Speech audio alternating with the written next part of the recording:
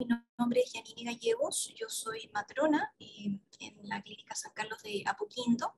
Soy matrona de continuidad y dentro de ese cargo estoy, a la cabeza de las clínicas de lactancia. Soy la matrona encargada de realizar esas clínicas de lactancia en San Carlos, ¿ya? En esta oportunidad me propusieron un tema y se llama Preparando una lactancia materna exitosa. La verdad es que el tema de lactancia materna es un tema muy buscado, es uno de los temas que tiene más dudas, ¿ya? Especialmente en el puerperio, y tenemos harto que conversar, por lo tanto voy a ir como de lo más general y luego de eso vamos a ir yendo y entrando un poquito más en detalle y viendo todas las fases de lo que es el proceso de lactancia una vez que la madre, ¿cierto?, ha dado a luz. Bien, la lactancia materna se conoce como el alimento por excelencia durante principalmente los primeros 6 meses de vida. Es decir, si la madre produce de manera adecuada, ese niño no necesita absolutamente nada más para subir de peso, ¿ya? El aporte nutricional es el que corresponde, ¿ya? Y pasados los primeros 6 meses de vida vamos a encontrarnos con una alimentación complementaria que se da, ¿cierto?, desde los 6 meses de vida en adelante. Se recomienda incluso fuertemente mantener esta lactancia complementada con otros alimentos hasta los 2 años o más, solo si la madre y el recién nacido así lo desean, ¿cierto?, el lactante. Ahora, en esto yo quiero tocar un punto, quiero enfatizar que esto es muy personal, ¿ya?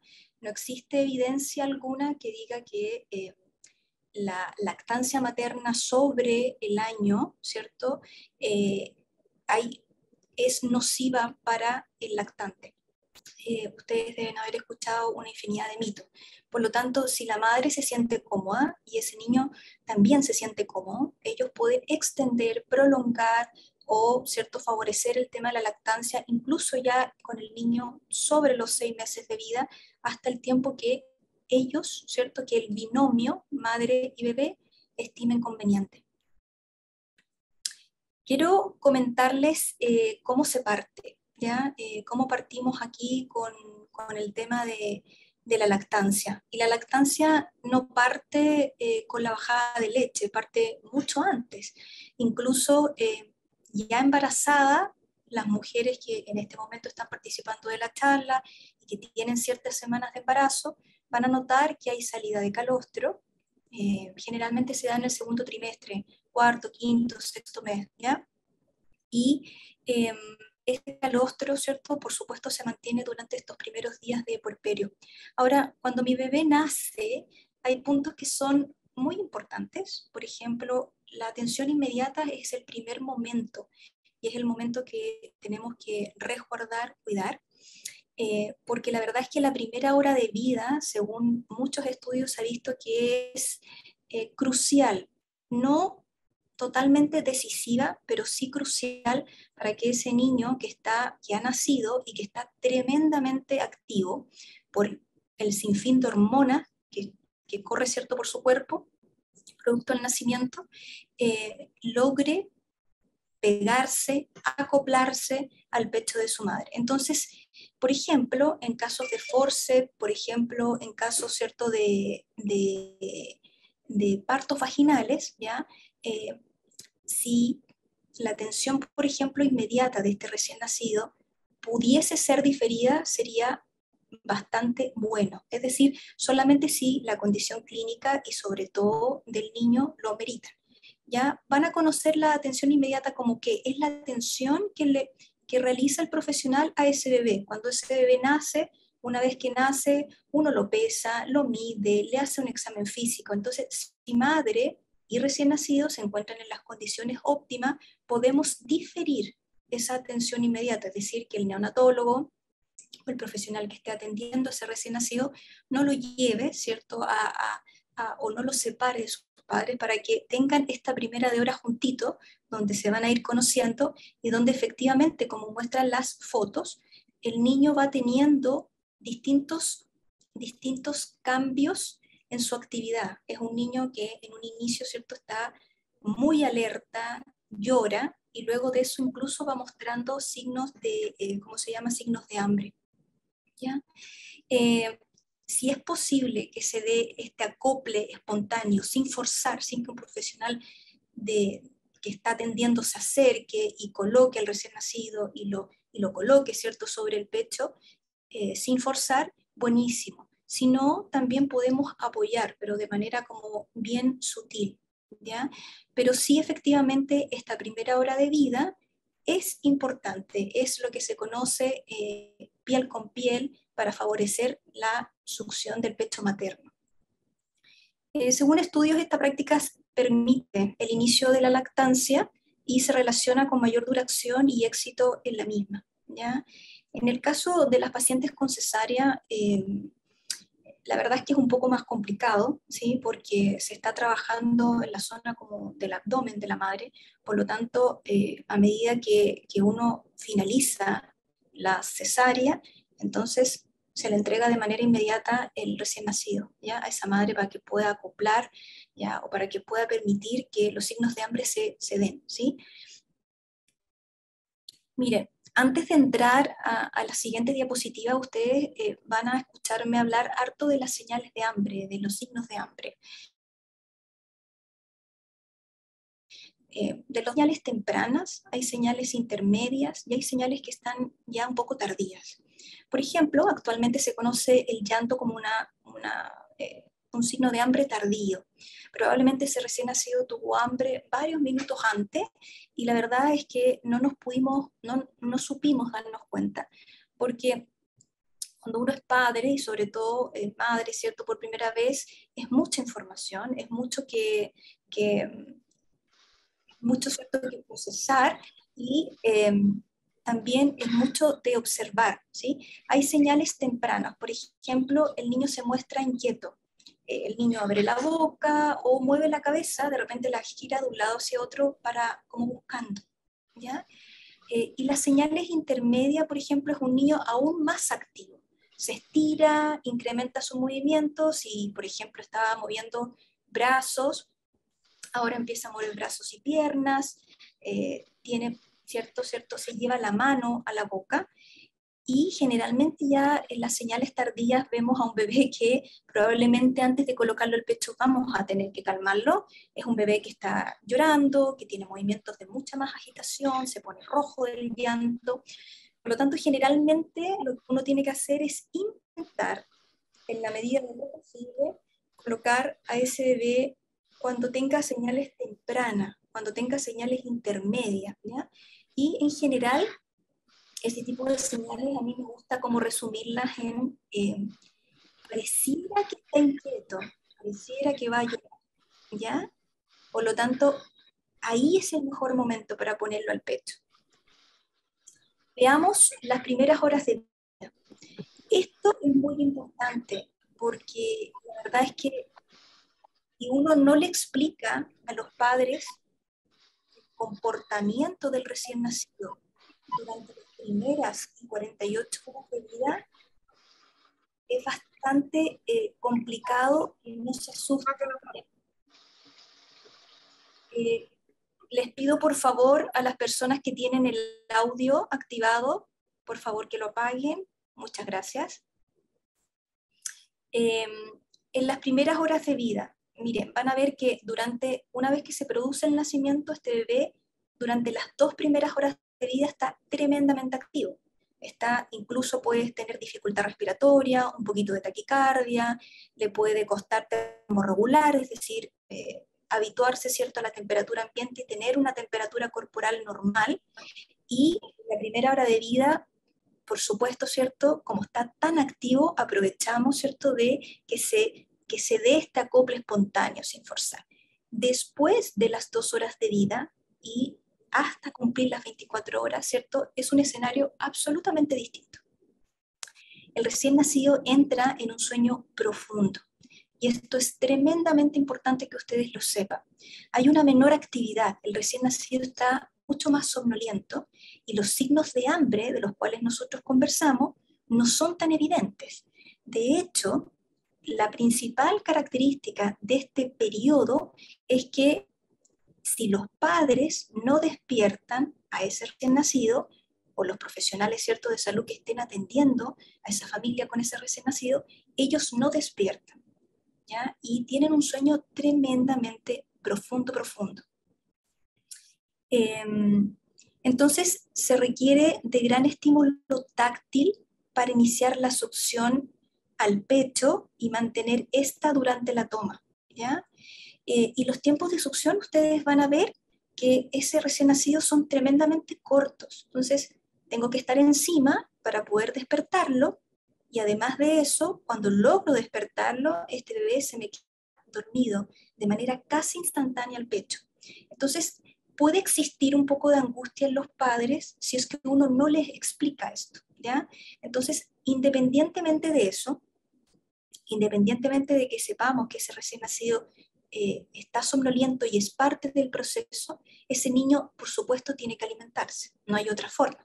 Por lo tanto, generalmente acá nosotros tenemos que respetar esta libre demanda, es decir, llevarlo al pecho cuando él me pida o cuando ella me pida, pero aquí nosotros, y que lo vamos a ver un poquito más adelante, tenemos un punto que es particular, ¿cierto? Que es como, es una zona, ¿cierto?, de protección.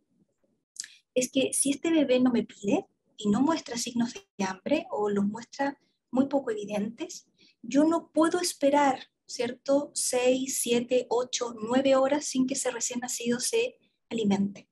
Entonces, yo voy a despertarlo si es que han pasado ya 3 horas desde la última vez que me pidió, ¿ya? Y hay veces en que muchas veces pasa que uno lo despierta, lo coloca al pecho, logra succionar un poquito, ¿ya? Y no succiona ni siquiera de ambos pechos. Eso también está bien, ¿ya? Ellos están siguiendo, ¿cierto? Ellos están siguiendo, ¿cierto?, esta dinámica en donde vamos fluyendo con ellos, ¿sí? Entonces, la verdad es que la mayoría de los casos, el tema de la frecuencia, cuántas veces yo llevo mi guagua al pecho en estas primeras 24 horas, es muy guiada por los padres y el personal de salud, ¿ya? Miren lo que pasa entre las 24 y las 48 horas de vida, ¿ya? Es algo absolutamente distinto, es un segundo panorama. Y aquí generalmente es donde se empieza a notar el cansancio de los padres. Este recién nacido después de las 24 horas de vida es un niño que aumenta Yani, mucho. buenas ¿Sí? tardes. Solo una consulta. Lo que pasa es que están rayando la pantalla y la verdad es que hay varios comentarios que están pidiendo lo mismo, que por favor deje de rayar. Me imagino que no es a propósito, pero si pudiera dejar de hacerlo la persona para que podamos ver bien las diapositivas, se agradece. Ah, ok, perfecto, ya, sí, Gracias. perfecto, gracias. Bueno, en estas 24 o 48 horas de vida, como les decía, hay un aumento bastante importante de la actividad. Este recién nacido está alerta, mucho más en las noches que en el día, pero claramente comparado con el día, ¿cierto?, de las 24 horas, de las primeras 24 horas, está mucho más activo, ¿ya? Y el tema de la demanda es fuertísima, especialmente en las noches. Esta es otra característica de los recién nacidos, ¿ya? En estas 24 o 48 horas. Entonces, ahora ya no tenemos un niño al que tengo que estar encima y estar, ¿cierto?, pendiente si se despierta o no, que no pase más de 3 horas, ¿cierto? Este recién nacido está totalmente activo, hiperactivo, y la alimentación es guiada por él. Tenemos signos de hambre que son mucho más marcados y, por ejemplo, las señales tempranas, las señales intermedias, es mucho más fácil darse cuenta. Y hay algunos que dan muy pocas señales antes de pasar a un llanto inmediato, ¿ya? Entonces, estas tomas también se van dando con una succión que es muy activa y que se prolonga. De repente, generalmente uno recibe comentarios como: mi guagua pasó al pecho prácticamente toda la noche, ¿ya? Son tomas largas de 45 minutos, 50 minutos, y ahí uno va jugando, ¿cierto?, con el tiempo. Esto también es importante comentárselo a los padres, porque muchas veces, por supuesto, se sienten muy agotados, ¿cierto? Pero saber que no está pasando nada malo es algo absolutamente esperanzador y tranquilizador, ¿ya? Ahora, algunos niños están tan, ¿cierto?, tan activos y tan desesperados por ir al pecho que incluso les cuesta el acople que no le costó en un inicio, en las primeras 24 horas, este niño se acopló al pecho, maravilloso. Entonces ahora a lo mejor está tan desesperado, tan frenético por ir al pecho, que nos pasa muchísimo, que está tan irritable que le cuesta acoplarse al pecho. Y eso también uno lo acompaña como profesional. Aparte de la educación, vemos distintas posiciones de lactancia, vemos cómo podemos ir mejorando esa parte, ¿ya? Pero eso se ve obviamente in situ, cuando tenemos el niño ahí en brazo, cuando ya estamos amamantando. Yanini, disculpa que te interrumpa, pero ¿te Sí. parece si dejas de compartir un momento y vuelves a compartir nuevamente a ver si se Ah, porque quedé todo eliminan, rayado. sí, para que no se siga viendo así tu presentación, A ver, dame un segundo. ¿ya? Porque intenté quitarlo, pero lamentablemente no pude. ¿Quieres que deje de compartir pantalla? Claro, y A vuelve ver. ahora, ahí dejaste de compartir, ahora por favor para que compartas nuevamente. Ok. Ya, ahora ahí se ve, ya puedes retomar donde quedaste, muchas gracias. Bueno, bueno, y ahora vamos a hablar de qué prácticas nos ayudan a fomentar y hacer que este proceso se haga lo más fisiológicamente posible, ¿ya? Eh, una de las primeras cosas es el alojamiento conjunto. Se promueve mucho en la actualidad este alojamiento conjunto, es decir, madre, padre y recién nacido siempre juntos en su habitación, ¿ya? Es decir, permanencia de ese niño con su madre día y noche.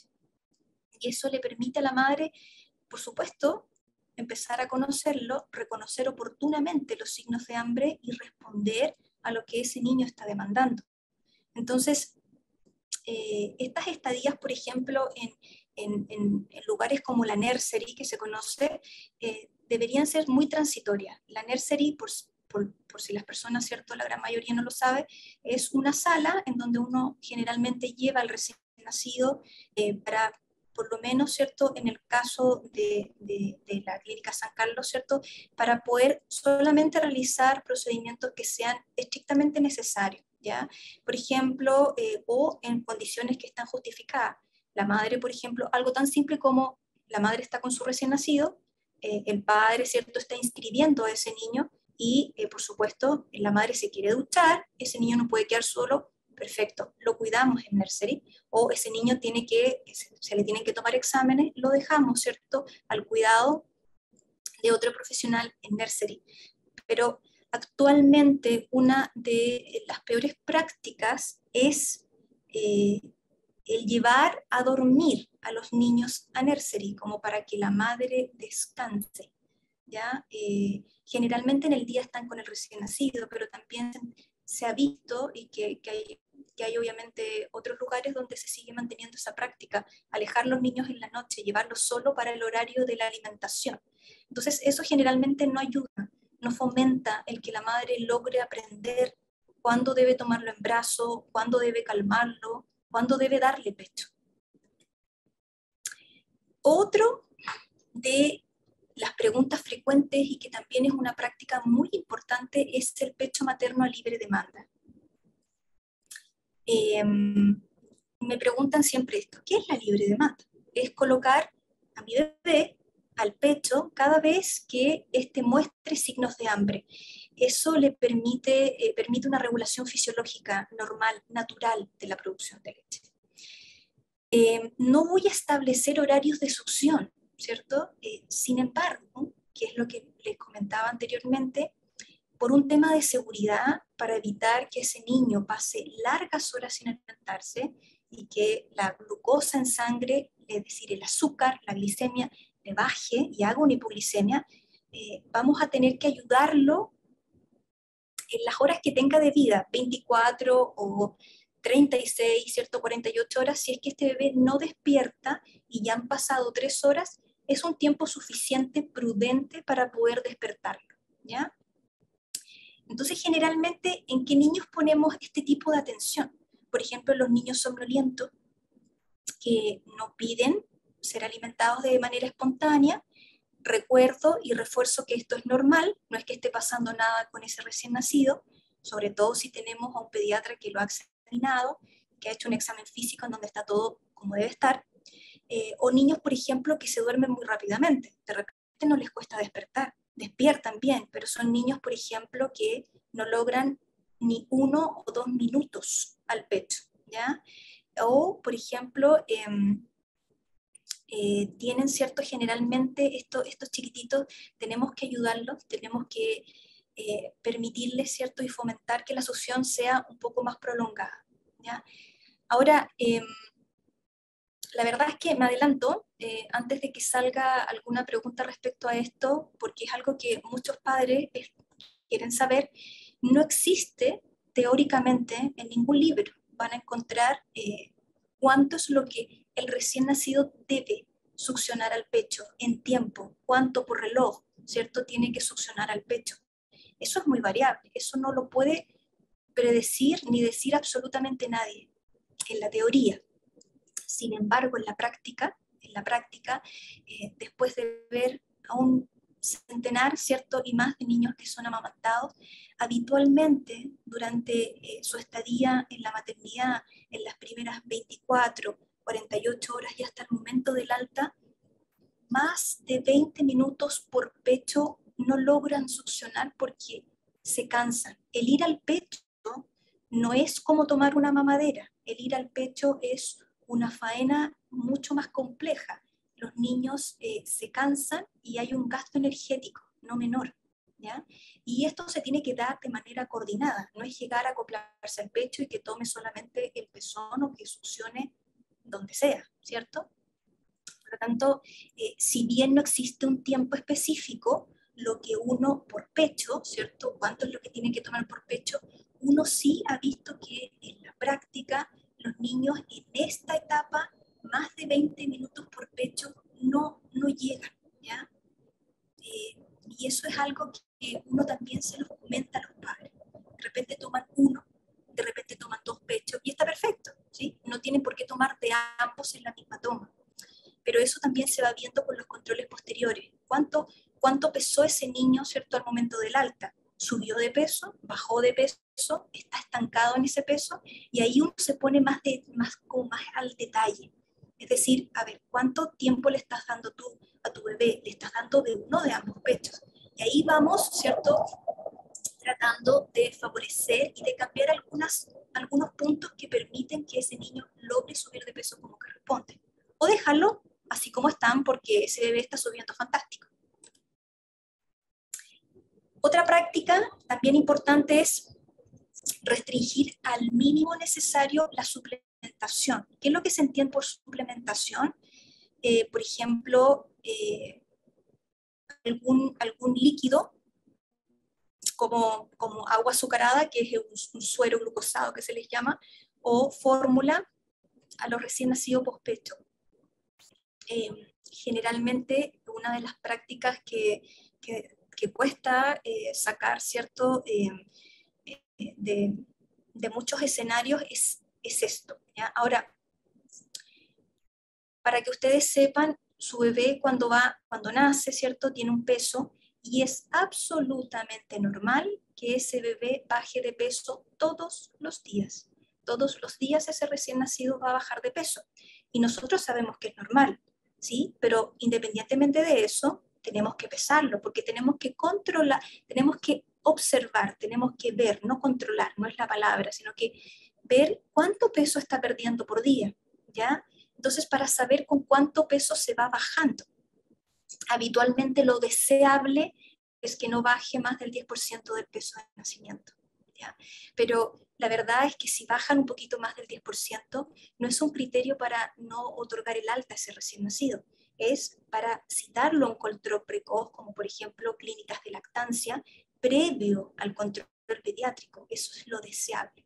Entonces, hay niños que sí necesitan esta suplementación durante su estadía en puerperio. Son niños, por ejemplo, que han bajado de manera excesiva, y eso obviamente es un término que maneja la matrona a cargo de ese recién nacido, el neonatólogo o pediatra que está pasando. Entonces, hay ciertos rangos ya que son dentro del parámetro normal, ojalá no más allá del 10%, y a los niños que bajan mucho más del 10% hay que ver cuánto más bajan, un 11, un 15, un 16, y lo otro también, por ejemplo, son condiciones como, por ejemplo, reducción mamaria. La reducción mamaria es una condición que la verdad es que es bien difícil que esa madre tenga una producción adecuada.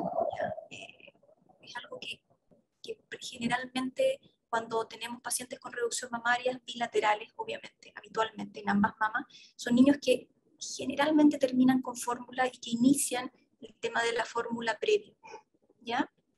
Ahora, en caso de ser necesario, yo les quise poner esto como para que ustedes sepan, siempre debe ser con indicación médica, o sea, debe ser justificada la suplementación, no porque sí, porque si yo digo que le voy a dar un suero glucosado o una fórmula, que son los famosos rellenos, porque está bajando de peso, no es justificado, porque es normal que baje de peso, ¿ya? Y tenemos que obviamente apoyar la lactancia materna por un profesional que esté capacitado, sobre todo si vemos que ese niño está requiriendo suplementación de manera precoz, ¿cierto?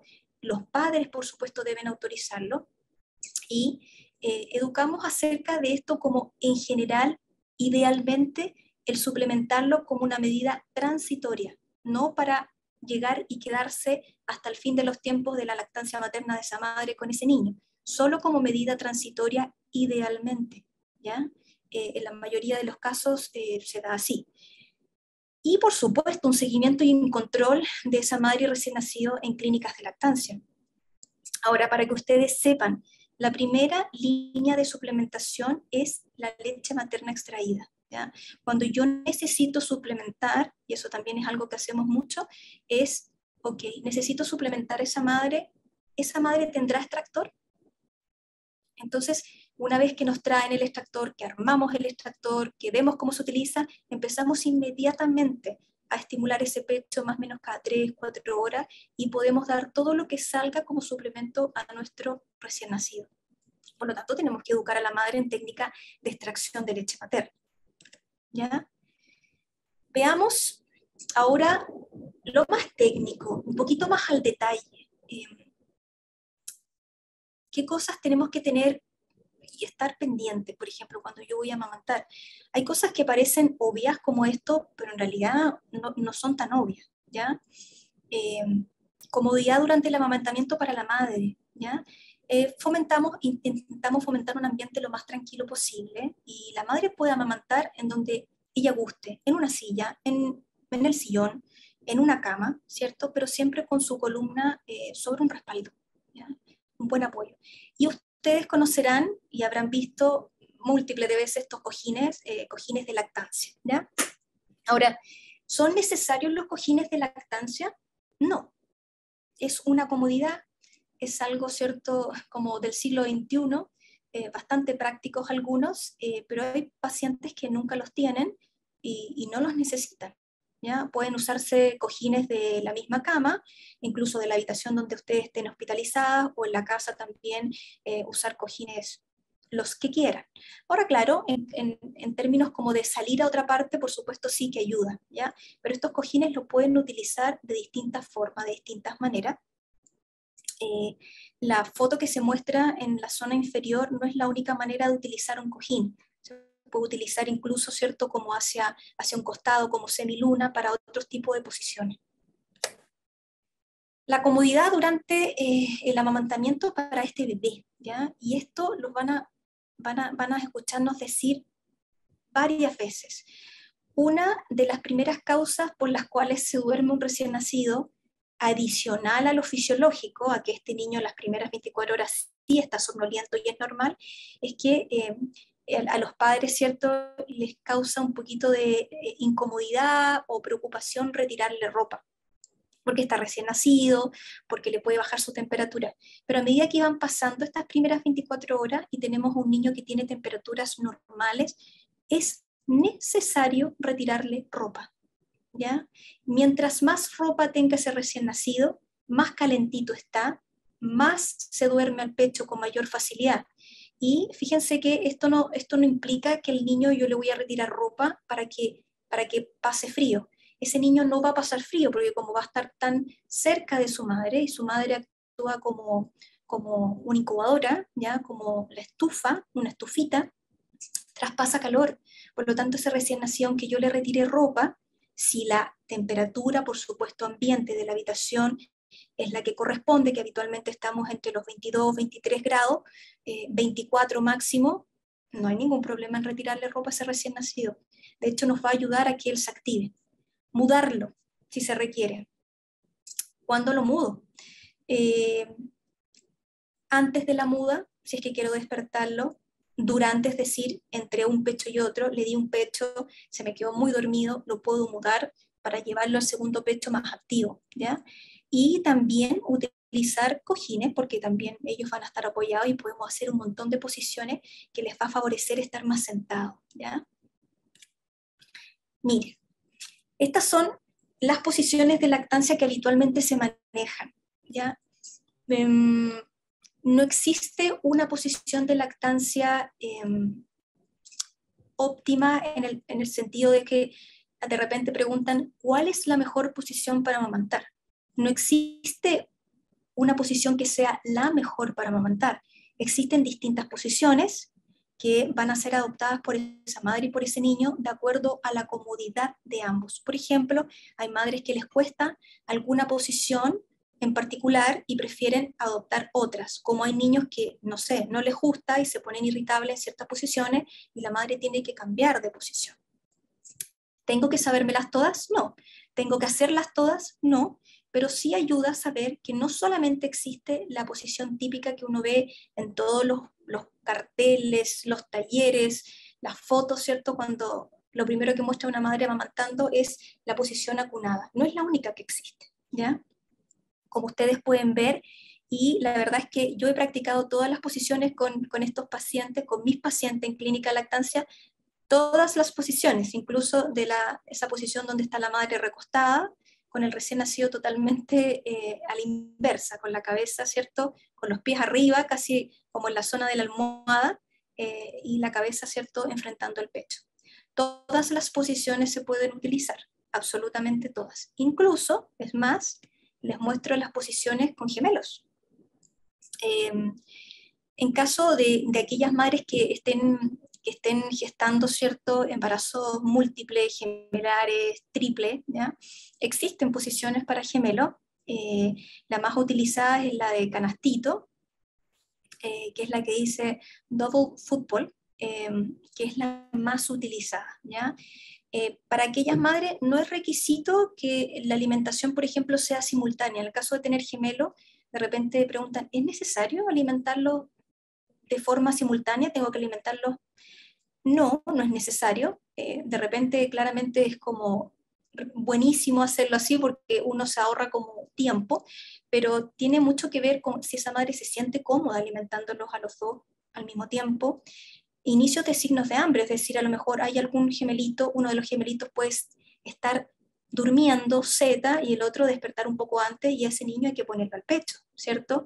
¿Qué tanta dificultad tienen los niños para acoplarse? A lo mejor hay uno de ellos que no tiene ninguna dificultad y se acopla perfecto, sin embargo hay otro el segundo o el primer gemelo, ¿cierto? Uno de los niños le tiene dificultad, por lo tanto yo no puedo estar con los dos si sé que tengo que usar más tiempo en que el bebé que le cuesta acoplarse se acople de manera correcta, ¿sí? Y la actividad del recién nacido al pecho. Hay niños que se quedan muy dormidos, hay niños que son muy activos. La gran mayoría, gemelos o no, ¿ya? Se quedan muy dormidos al pecho. Entonces hay que estar constantemente despertándolo, y tener dos niños acoplados al pecho, constantemente despertándolo, no se hace fácil. Por lo tanto, es una opción, alimentarlo simultáneo o alimentarlo, ¿cierto?, de manera como diferida, uno primero, otro después. Veamos cómo ofrecemos el pecho. El pecho, la verdad es que ofrecer el pecho es algo de lo que generalmente uno debe como corregir en las clínicas de lactancia. Habitualmente lo que vamos a hacer es tomar el pecho en forma de C, con una mano, ¿cierto?, formando una C, de esta manera, y los dedos, generalmente como se ve en la primera imagen, miren, el dedo pulgar descansa detrás de la areola, no está en la areola misma, no sé si se puede ver bien en esa foto, pero los dedos están por detrás de la areola, formando una C. El dedo pulgar queda en la zona, ¿cierto?, superior del pecho, y los restantes hacen una forma como de puente de esta zona, ¿ya? De esta manera los coloco, ¿cómo se llama?, sosteniendo el pecho. Todos los dedos, no algunos, ¿ya? Dependiendo del pecho, sobre todo si es un pecho grande, es un pecho que pesa. Hay mujeres, todas las mujeres tenemos distintas formas de pecho, por lo tanto aquellas que tienen pechos un poco más grandes y pesados deben sostenerlo idealmente ya con los deditos de la mano, los deditos restantes, ¿ya? Ahora, me pasa mucho y probablemente gran parte de la gente que está acá viendo esta charla, de manera, no sé, instintiva, muchas veces sostienen el pecho como con dos dedos, en tijera se le llama eso, con el dedo índice y con el dedo medio. Ahora, uno no lo recomienda a menos que tengas un pecho muy pequeñito y que sea tremendamente como manejable. ¿Por qué? Porque la glándula mamaria está cargadita de leche y ese pecho pesa. Por lo tanto, no vas a poder o no vamos a poder sostener el peso de ese pecho con únicamente estos dos dedos. Y eso es como, eso en tijera o en pinza generalmente logra levantar una parte del pecho y la otra parte del pecho como que cae. Y eso le dificulta al recién nacido acoplarse y mantener el sello hermético en el pecho. Entonces, se sugiere que no sea de esa manera. Y esto sí que es tremendamente importante, es una de las principales causas por las cuales se producen las famosas grietas superficiales, grietas profundas, grietas que sangran, grietas que duelen y grietas que no. Actualmente se está utilizando el acople asimétrico, ¿ya? Es decir, cómo yo llevo a mi guagua al pecho, cómo lo acoplo así, nada más. Entonces, lo que generalmente no hay que hacer, lo que no hay que, ¿cierto?, hacer es colocar o meter el pezón en el centro de la boca de ese recién nacido. Eso es lo que no hay que hacer. Y ustedes dirán, ¿pero cómo? Si es lo que generalmente uno hace. Bien, este acople se llama asimétrico por lo mismo. Cuando uno mete el pezón en el centro de la boca de los niños, el niño va a tomar una cantidad de areola por arriba, que es la misma cantidad de areola por abajo. Por eso el acople simétrico no está recomendado. ¿Y por qué? Porque se ha visto que cuando uno mete el pezón en el centro de la boca, ¿el pezón entra entero? Sí. ¿La areola entra? Sí. Pero en ese eje no entra mucha areola. Por lo tanto, el pezón queda muy en la entrada de la boca y queda absolutamente, ¿cierto?, aplastado o con roce constante de paladar, lengua. Y eso es lo que genera fricción y grietas. Entonces, ¿qué es lo que hacemos? ¿Cómo lo hacemos? Lo primero es pegar el mentón, ¿cierto?, del recién nacido con el pecho materno. Es como si uno hiciera, ¿cierto?, es de abajo hacia arriba. El pezón, si es que yo lo hago así, como ustedes ven la seguidilla, ¿cierto?, de fotos de esta diapositiva, ¿cierto? El pezón apunta hacia el paladar, quedando a la altura de su nariz, ¿ya? El recién nacido va a hacer esto, flectar la cabeza hacia el pecho y se introduce al pecho. Entonces, no es llegar e ir directo, ¿cierto? Es ir de abajo hacia arriba. Ahora, esto es tremendamente, obviamente como todo lo que estoy presentando es teórico, y uno lo va practicando una vez que tenga el niño. Es difícil de repente imaginárselo o de repente hacerlo, ¿cierto?, como mentalmente, pero cuando uno tiene al niño es esto lo que nosotros tenemos que practicar. Entonces, se ha visto que a través de esta acople el pezón queda tan profundo que, miren, ahora intenten tocarse con la lengua el punto que separa el paladar duro con el paladar blando. Es muy atrás, es tremendamente atrás. Ahí queda el pezón en esta acople asimétrico. Nada lo toca, ¿ya? Nada lo roza, y es por lo tanto que la leche fluye y la madre no, ¿cierto? No se le generan grietas. ¿Qué otra cosa tengo que ver? Mi guagua no tiene que verse como si estuviera succionando una bombilla, no tiene que verse como si estuviese tomando una mamadera, boca chica, labios así como fruncidos hacia adentro. Es una boca grande, labios evertidos hacia afuera, y la lengua, que no se ve en la fotografía, es una lengua que se adelanta por la encía inferior. ¿Ya? Hace esto el recién nacido. Y cuando hace eso, logra envolver la zona de la areola que está en la parte, ¿cierto?, inferior, y hace un micromasaje, y con eso la leche va fluyendo.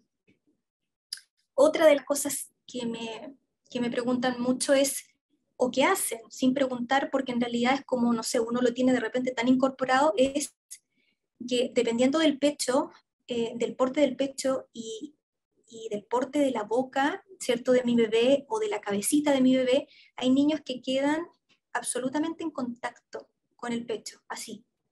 Entonces, uno dice, ok, voy a bajar un poquito la piel para que liberarle la nariz y que él pueda respirar. Ya, eso no es necesario. De hecho, es una de las principales causas por las cuales los niños se desacoplan del pecho. No es necesario bajar la piel, retraer la piel para dejarle libre la nariz. Por ejemplo, en esa fotografía el pecho materno es pequeño y el recién nacido también tiene cabecita chiquita, ¿sí? Por lo tanto, él está en íntimo contacto, pero ustedes pueden ver que su nariz no toca el pecho. Hay niños que su nariz va a tocar completamente el pecho, ¿sí? Pero es un toque, porque nosotros no, con esta posición y con ninguna, lo estamos, ¿cierto?, hundiendo y enterrando en el pecho. Eso es diferente. Entonces, no es necesario retraer la piel porque el niño puede respirar, toque o no toque su nariz con el pecho. Incluso si yo retraigo piel, si yo bajo la piel para hacer que este bebé, no sé, respire, según yo, lo que hago es ocluir los conductos donde va pasando la leche. Y este niño se enoja, se enfurece, porque no le sale como le estaba saliendo antes de que la mami hiciera eso. ¿Ya? Y aquí también es una de las cosas que con esta diapositiva yo incluso vuelvo un poquito más a la parte como prenatal. Otra de las técnicas, otra de las cosas importantes es la técnica que hay distintos tipos de pezones, ¿ya? Como la cantidad enorme de mujeres que hay en este mundo. Y la verdad es que la forma del pezón no predispone absolutamente nada respecto a por ejemplo, al éxito. Hay mujeres que tienen pezones formados, hay mujeres que tienen pezones umbilicados, planos, cortos, gruesos. Me he enfrentado a un montón de ellos, ¿sí? Todas las mujeres somos distintas y tenemos formas distintas de nuestros pezones. Incluso puede ser que un pezón no sea igual que el otro en una misma mujer, ¿cierto? Ahora, el hecho de yo tener éxito respecto a mi lactancia materna, que mi bebé se acople o no, no depende de la forma del pezón. Es decir, las madres que tienen pezones cortos, umbilicados o no formados, ¿sí?, son madres que en la gran mayoría de los casos tienen una leve dificultad, pero no es absoluta, ¿ya? O sea, no condiciona la facilidad o dificultad que tenga este niño para acoplarse al pecho. Por tanto, tampoco es que si yo tengo el pezón corto, plano, umbilicado, voy a usar pezonera. O sea, es algo que ya casi que está afirmado. No es así, ¿ya? Y en esto quiero ser bien enfática. Yo tengo pacientes cuyas madres tienen pezones cortos, incluso umbilicados, y que no tienen ningún problema para acoplarse. ¿ya? Y es por eso que cuando uno recibe, ¿cierto?, educación de lactancia materna durante el prenatal, ¿ya?, no existe nada que preparar. Los pezones no se preparan de ninguna manera, porque no tiene ningún sentido. Lo único que va a, entre comillas, preparar el pezón es la descarga hormonal que ocurre durante el parto, donde los pezones por temas hormonales tienden a vertirse un poquitito más, ¿ya? Pero el único que, ¿cierto?, el único que decide qué pasa con esos pezones, si necesitamos o no pezoneras, tractores, mamaderas, etcétera, es el recién nacido. De hecho, generalmente es tema del recién nacido. O sea, hay recién nacidos que no se acoplan a pezones planos, como hay otros recién nacidos que se acoplan perfecto. Entonces no tiene que ver con el pezón de la madre, tiene que ver con la dificultad que tiene ese niño con ese pezón en particular. Y tengo niños que no se han acoplado nunca y la madre tiene un pezón formadísimo. Por lo tanto, esto también es importante saberlo.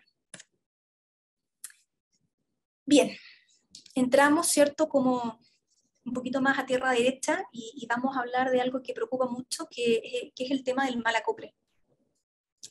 Y quise ponerlo esto en rojo porque durante muchos años, durante mucho tiempo, incluso a nosotros como profesionales de salud, se nos enseñó que el proceso de acople y succión no debía doler de ninguna manera, ni siquiera una mínima molestia, ¿ya?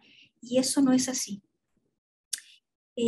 Durante el embarazo ustedes van a ver, por supuesto, que los pechos van cambiando, anatómicamente van cambiando, y uno tiene los pechos, ¿cierto? El pecho se agranda, el diámetro de la areola también, ¿cierto? Se oscurece pezón y areola, todo eso, el oscurecimiento, ¿cierto? La piel, ¿cierto?, del pezón y de la areola toman un color, un café más intenso. Eso es para que el recién nacido lo reconozca, ¿cierto? Hay unas glándulas que rodean el pezón, que son mucho más evidentes y que se van haciendo más evidentes a medida que la paciente, ¿cierto?, va cursando este embarazo. Esas son las glándulas de Montgomery y tienen como objetivo secretar una especie como de sebo, ¿cierto?, de grasita, que le da un olor característico al pecho de esa mujer. ¿Para qué? Para que el niño también lo pueda reconocer. Entonces, y además de eso, una de las tantas cosas es que los pechos están sensibles, muy sensibles. Entonces, cuando yo acoplo por primera vez a mi guagua, es absolutamente normal tener sensibilidad, incluso un leve dolor. Pero, ¿qué es lo que marca la diferencia? Es que esa sensibilidad o ese dolor no se mantenga durante toda la toma. Eso es fundamental.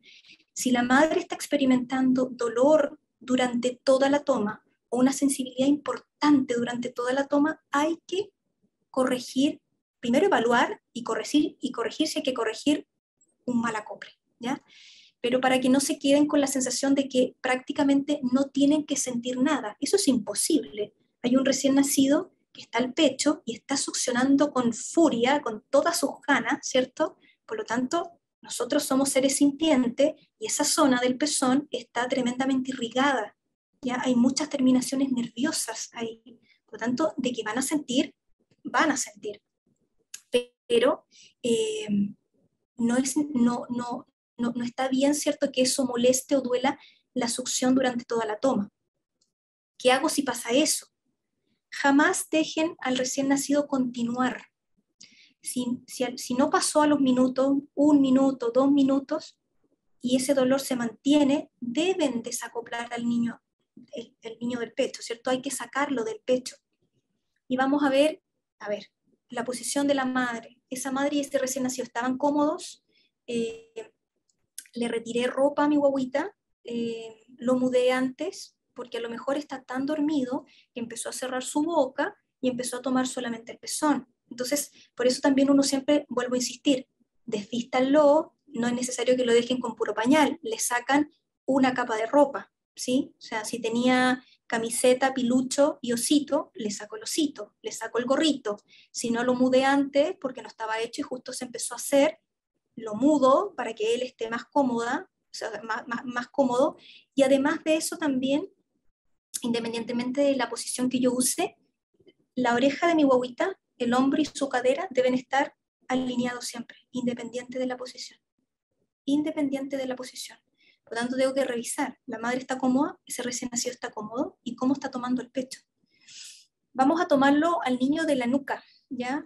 Como imagínense una forma de C, entonces en donde cada dedo queda a nivel, estos dedos quedan a nivel de su orejita y este a nivel de su otra orejita, ¿ya?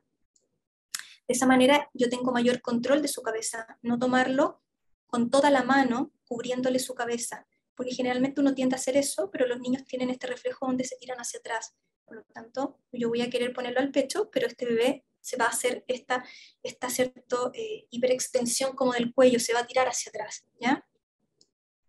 Vuelvo a ofrecer el pecho en forma de C, me preocupo que la boca esté grande, labios hacia afuera, ¿ya? Y hacer este acople, ¿cierto?, asimétrico, que en eso los vamos a apoyar, a asistir.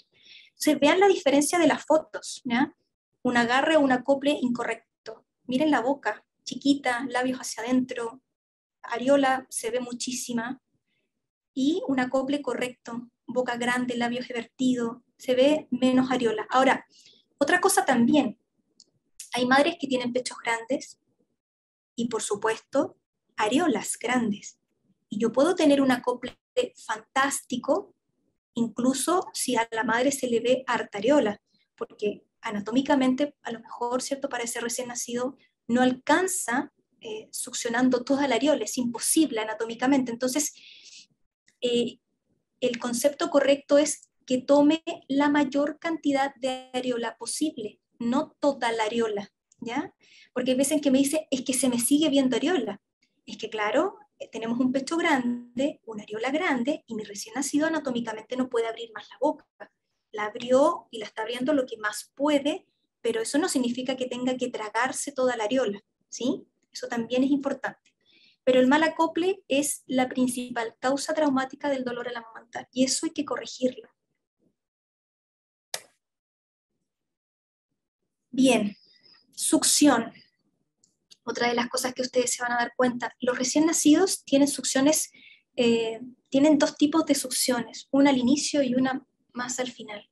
En la fase inicial ustedes van a ver que este bebé succiona y tiene succiones muy rápidas, cortitas, ¿cierto? Poco profundas, 1, 2, 3, 4, 5, descansa, 6, 7, 8, 9, descansa, ¿ya? Y esas succiones lo que hacen es estimular el reflejo de la salida de calostro de leche, o sea que la leche se vaya moviendo y bajando por los conductos, sin necesariamente que ese recién nacido le caiga a la boca. Estas primeras succiones no son necesariamente para que el niño empiece a tragar, o sea, primero que le caiga a la boca y después a tragar, son para estimular que la leche, ¿cierto?, vaya bajando por los conductos.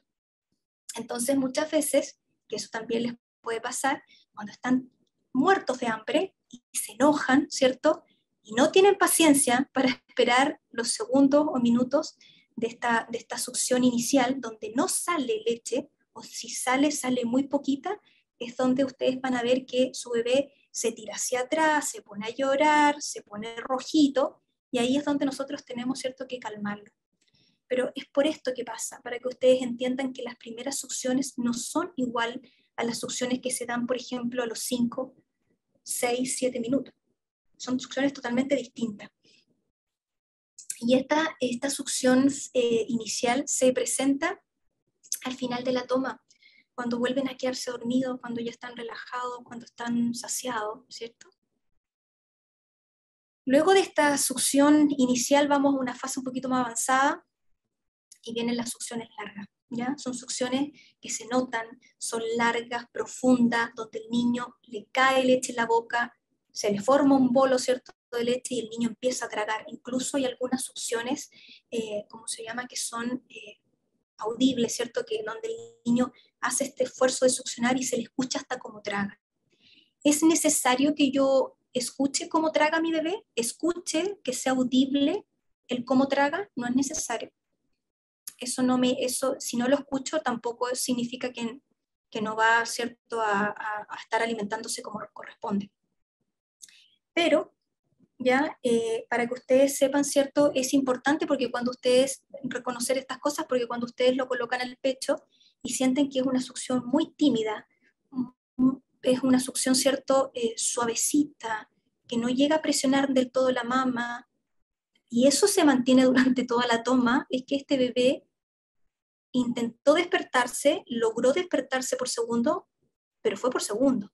Luego le ganó el sueño y siguió durante toda la toma exactamente igual. No logró llegar a esta succión que es más potente, donde, ¿cierto?, va tragando leche. Ahora, por desgracia, obviamente, no tenemos cómo saber si es que obviamente sale, ¿cierto?, ese comentario, que también es tremendamente normal hacerlo. ¿Cómo sé cuánto está tomando? ¿Cómo logro saber cuántos ml traga? Es imposible saberlo. Es imposible saber cuánta leche está drenando mi bebé a través de la succión. No hay forma de saberlo.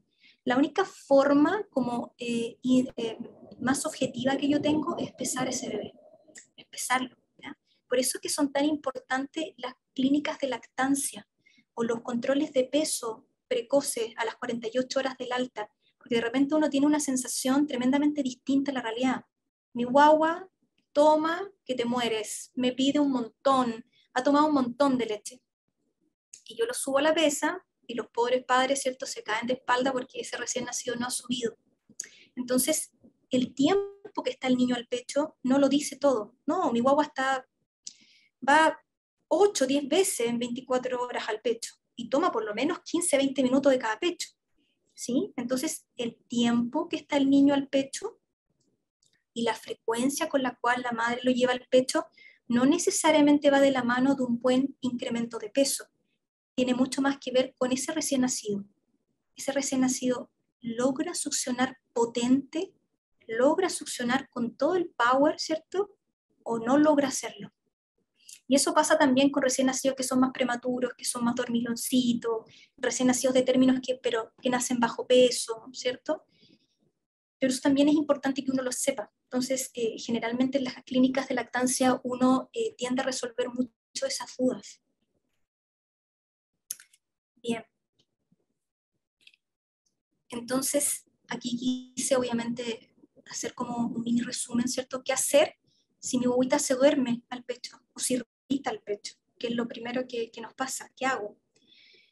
Por ejemplo, veamos los dos escenarios. Si yo tengo un bebé que está entre los 0 y las 24 horas ya de vida, está dentro de sus primeras 24 horas de vida, y yo lo pongo al pecho. ¿Cuál es el riesgo, obviamente, que tengo? Que esa bobita esté somnolienta, que se duerma mucho al pecho. ¿Qué es lo que tengo que hacer? Retiro ropa, lo mudo y lo estimulo. ¿Cómo? Lo siento, le hago masaje, ¿ya? Eso generalmente ayuda. De repente me preguntan por el algodoncito con agua en la cara, todo lo que sirva, lo que más sirva, ¿ya? No hay técnicas correctas, sino que es lo que a uno se le ocurre, ¿cierto?, habitualmente, para poder despertar ese recién nacido. Que también se los vamos a enseñar claramente. ¿Y qué pasa si tengo una guagua que está sobre las 24 horas y que está iniciando su succión? ¿Qué es lo más probable que pase? Puede ser que se duerma, sí, pero puede ser también que esté mucho más irritable, que sea lo que hablábamos hace un segundo, en donde no quiere esperar que la leche baje por los conductos, quiere tragar y quiere sentir que traga, ¿cierto? Por lo tanto, se pone a llorar, se pone irritable. ¿Qué es lo que hago ahí yo? ¿Cómo puedo proceder? Primero lo calmo, ¿ya? Si está con mucha ropa y no lo desvestí antes de hacerlo, lo desvisto, le saco ropa. Si está hecho para dejarlo cómodo, lo mudo y lo vuelvo a reacoplar. ¿Qué pasa si hice todo eso y no me funciona? Bueno, segunda técnica, me saco un poquito de leche, cubro la areola y el pezón con las gotas de leche materna. ¿Para qué? Para que cuando él o ella, ¿cierto?, vaya al pecho y se acople, siente inmediatamente el sabor de la leche materna. Y eso, ¡fum!, los calma inmediatamente. Baja su ansiedad. Es como que si uno los pseudo engañara. ¡Ay! Está saliendo a borbotones la leche. Entonces sienten ese sabor y luego se calman y luego logran succionar. Y si ya eso no funciona, generalmente la madre se saca con extractor o manual, qué sé yo, y le damos, ¿cierto?, jeringuita, leche materna, para que extraída para bajarle la ansiedad, para que ese niño se calme y logre después ir al pecho, ¿ya? Y con esto ya estamos casi en la finalización de esta presentación. Bien cortito, les quiero hablar del calostro, ¿ya? El calostro es importantísimo, se da desde la gestación, desde el embarazo de la mujer, ¿cierto?, hasta el tercer, quinto día posparto. Por lo tanto, ¿yo puedo estar en el quinto día y recién tener bajada de leche? Sí. Se caracteriza por una coloración transparente amarillenta, y esto no se debe a la grasa que tenga el calostro, ¿ya? Se debe a que lo amarillo es el betacaroteno, como en la zanahoria, que le da esa coloración amarillenta.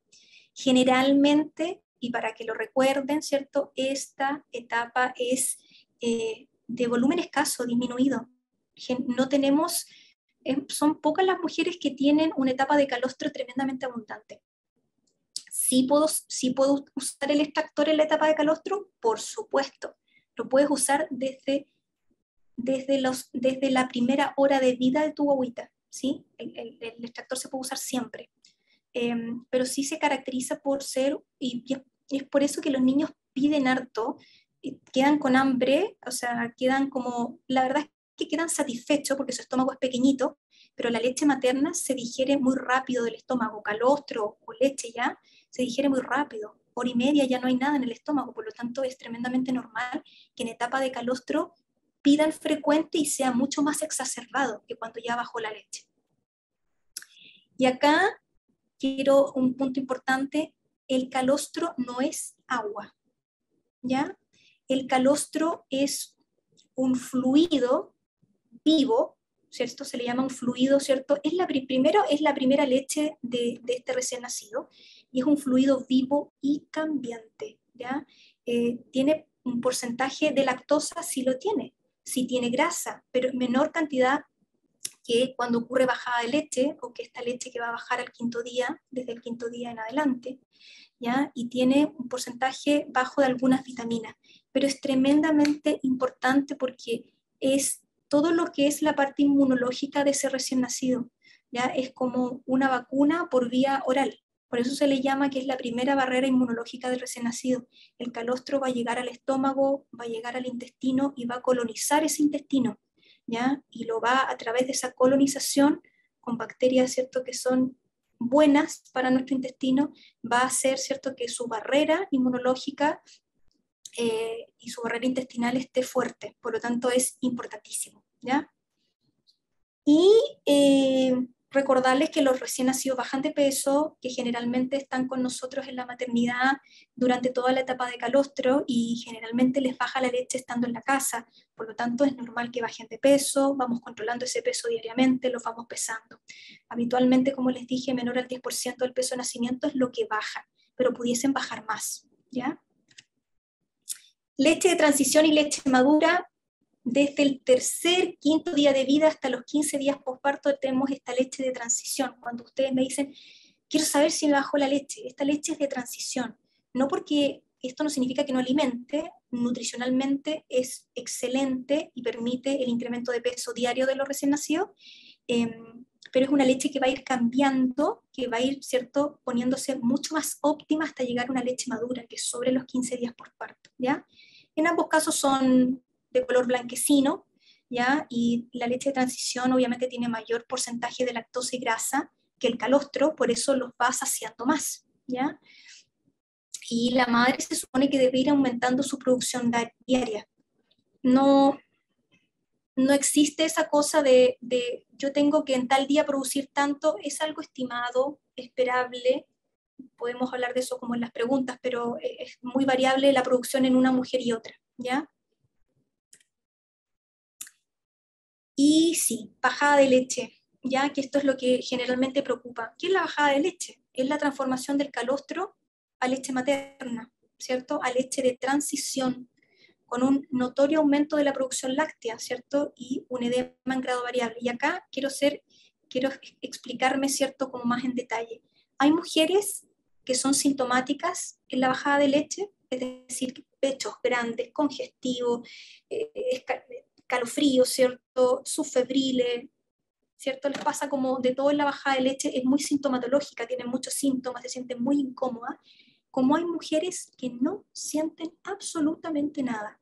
Y el sentir o no tiene que ver con que baje o no la leche materna. Toda mujer va a presentar bajada de leche, toda mujer, incluso si el recién nacido no succiona, ¿ya? Y es así, porque la bajada de leche tiene más que ver con un tema hormonal, más que con la succión del recién nacido. La producción posterior a esa bajada de leche tiene que ver con la succión de ese niño. Por eso que nosotros somos tan majaderos en decir que tome frecuente, que no pase más de 3 horas, porque eso va a impactar en la producción posterior a la bajada de leche, pero no en la bajada de leche. La leche va a bajar, sí o sí, siempre. Ahora, hay madres que, como les decía, tienen pechos grandes, congestivos, o sea, les molesta, aumenta el calor local, entonces me dicen, me puse extractor y no entiendo por qué no sale. Si yo estoy con bajada de leche, no sale nada. Claro, porque ese pecho grande y congestivo no es solamente porque el calostro se transformó en leche materna, sino que porque hay agua, que es el edema, agua que rodea el tejido mamario. Y el agua o edema, como se le llama en salud, ¿cierto?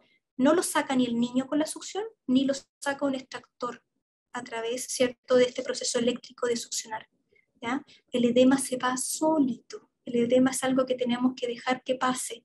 Por eso es que cuando uno está con bajada de leche muchas veces no le funciona el tema del extractor, no porque no tenga leche, sino que porque también hay harto edema que está obviamente comprimiendo esa mama y que está ocluyendo algunos como conductos, ¿ya?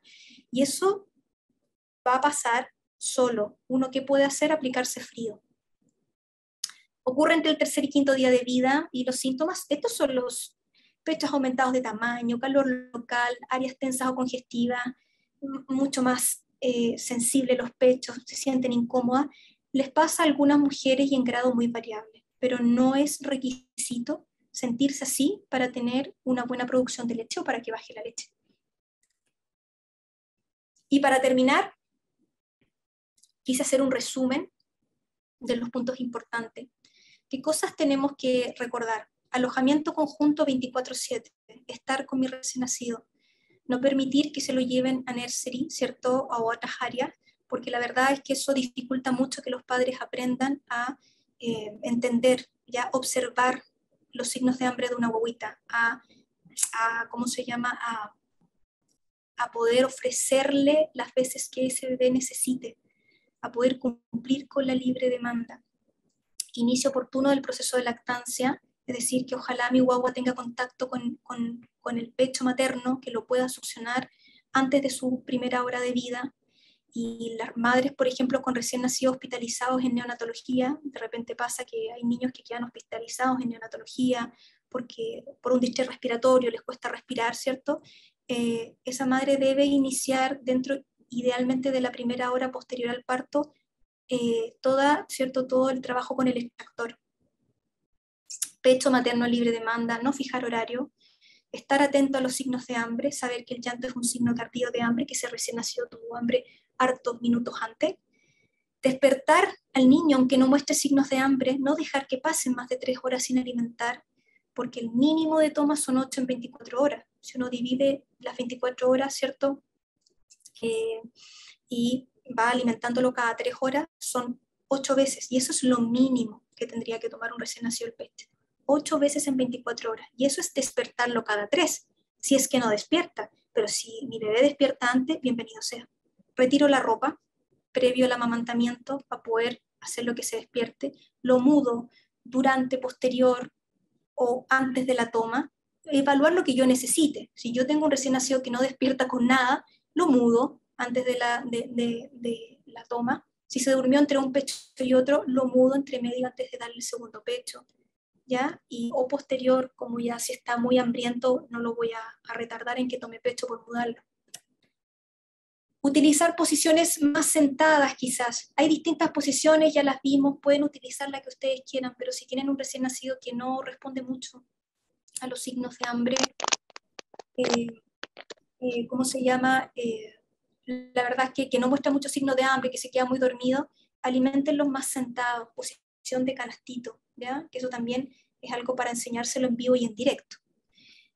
la técnica del acople óptimo, estimular al recién nacido al pecho sin succiona, y los insumos de lactancia, pezonera, extractores de leche, sonda al dedo, sonda al pecho, es algo que vamos a ir viendo en la medida en que se necesite, ¿ya? Si ya tienen extractores de leche, siempre es bienvenido y que lo lleven a la clínica.